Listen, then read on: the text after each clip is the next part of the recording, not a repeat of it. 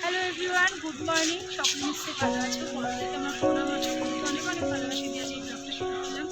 আজকের দিনটা আমার কাছে খুব স্পেশাল দিন একটা। আজ হচ্ছে আমার ছেলের বার্থডে, তাই জন্মদিনে আজ আমি দিতে চলে এলাম মায়ের কাছে দক্ষিণেশ্বরের মন্দিরে। চলো ব্লগটা দেখতে থাকো, এখান থেকে ব্লগটা দিয়ে শুরু।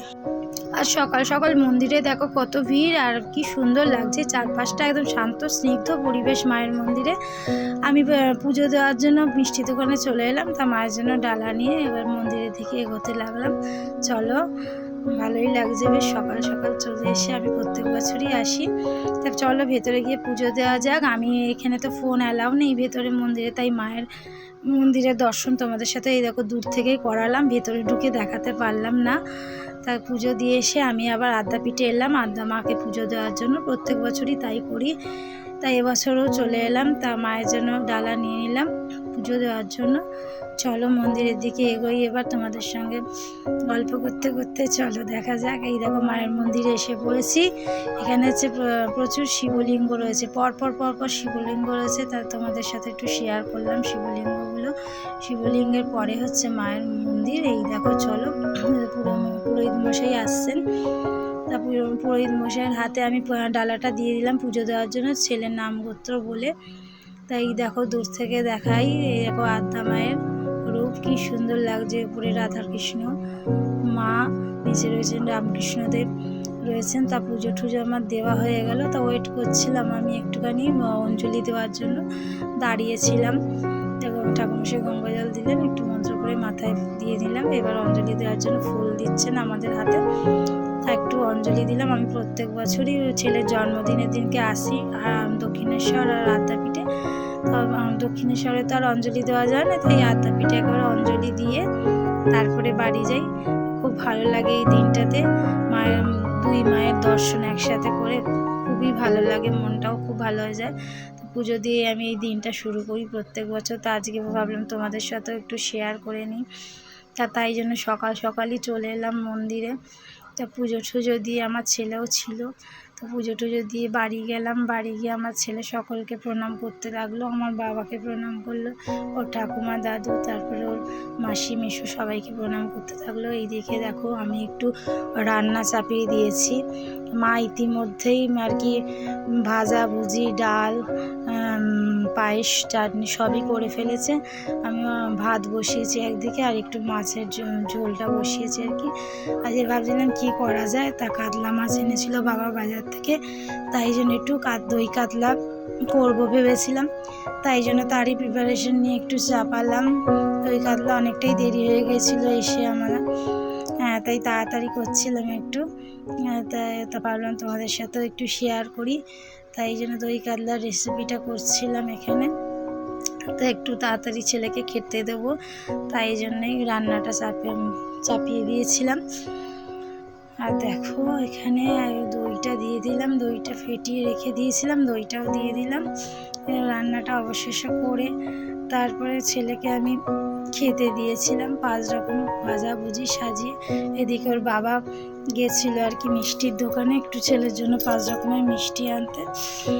তা সবাই মিলে একটু সাহায্য করছিল আমাকে, একার পক্ষে তো এত কিছু করা সম্ভব নয়, তাই সবাই মিলেই হাতাহাতি করা হচ্ছিল।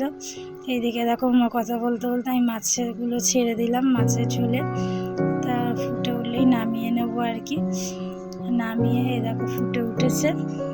এখানে আমি তারপর জোগাড় করছিলাম একটু ছেলের খাবারে। এখানে ছেলেকে খেতে দিলাম, আমার মা দিদা আশীর্বাদ করছে, 5 রকম খাবার দিয়েছি সাজিয়ে, একটু আশীর্বাদ করে প্রদীপের তাপ দিচ্ছিল। তারপরে সবাই একে একে আশীর্বাদ করছিল ওকে। তাও তোমরাও জানিও, আশীর্বাদ করো আমার ছেলেকে। এ দেখো আমিও আশীর্বাদ করছি এখানে। মা আসলে পাচ্ছে না ওকে, মা এখন শরীর খুবই অসুস্থ, তাই জন্য ঠিক মতন পারে না সব কিছু করে উঠতে, তাও যতটা পাচ্ছে করছে আর কি।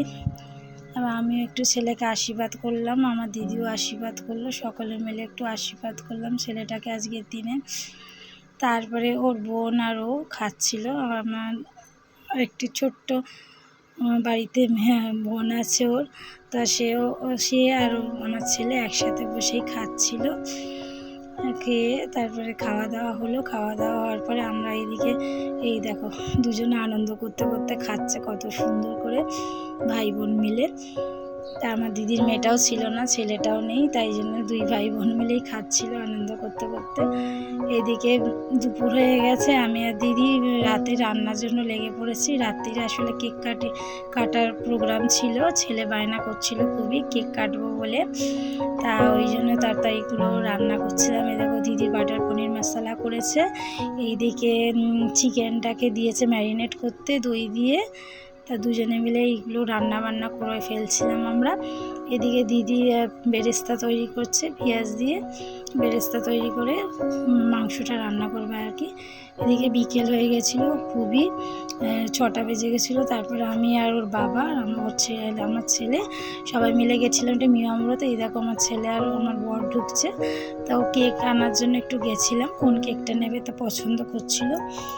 তা ভালোই লাগছিলো বেশ কেকগুলো, আমার কয়েকটা কেক বেশ ভালোই লেগেছিলো। ছেলে তারপরে একটা ফুটবল শেপ কেক পছন্দ করলো, বললো ওটাই নেব কাটার জন্য। তারপর লাস্ট অবধি ওই দেখো ওপরে দেখা যাচ্ছে, এই তো বাঁদিকে রয়েছে ফুটবল শেপ। তা আমাদেরও ভালো লাগলো, বললাম ঠিক আছে ওটাই নে। লাস্ট অবধি ওটাই প্যাকিং করে আর কি বাড়িতে আনলো। আর একটু বেলুন ঠেলুন ওখান থেকে কিনে নিলাম ঘর সাজানোর জন্য। তারপরে এসে এই দেখো ভাই বোনেরা বসে পড়েছে সবাই মিলে বেলুন ফোলাতে আর জন্মদিনে সাজাতে।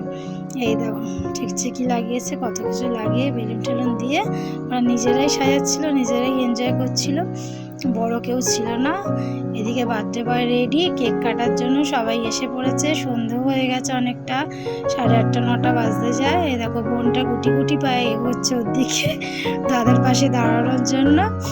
দেখো সবাই মিলে অ্যারেঞ্জমেন্ট করা হয়েছে কেক কাটবে বলে। এবার ছেলেকে কেক কাটতে বলা হচ্ছে, তাও ছেলে বলছে সবাই আসুক, সবাই দাঁড়াক, তারপরে কেকটা কাটা হবে। তারপর বললাম কেটে ফেল, সবাই তো এসে গেছে।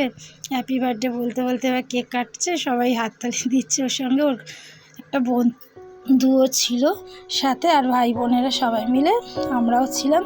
কেক কাটিং হচ্ছে, এবার কেক কেটে ছেলে সবাইকে দেখো বোনকেই আগে খাওয়াচ্ছে। ও নিজে ওকে কেউ খাওয়ানো হয়নি, আমাদের ভুল হয়ে গেছে। এবার ও সবাইকে খাওয়াতে শুরু করে দিয়েছে। লাস্টে গিয়ে ওর দিদি ওকে কেকটা খাইয়েছে। এই দেখো সবাইকে খাওয়াচ্ছে, ওর বাবাকে খাওয়াচ্ছে, আমাকে খাওয়াচ্ছে।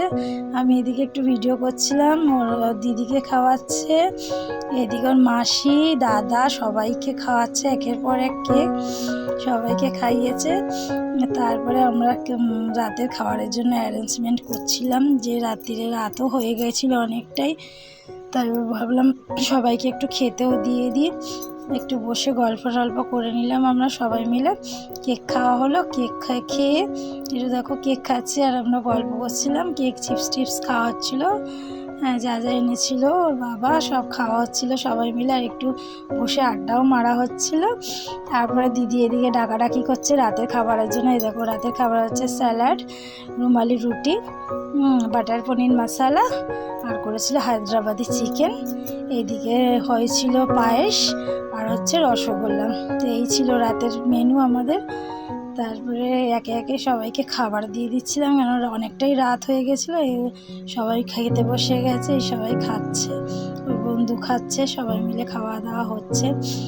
তো ভালোই লাগছিল আজকের দিনটা। এই দেখো আমরা সব খাবার সার্ভ করছিলাম আর কি।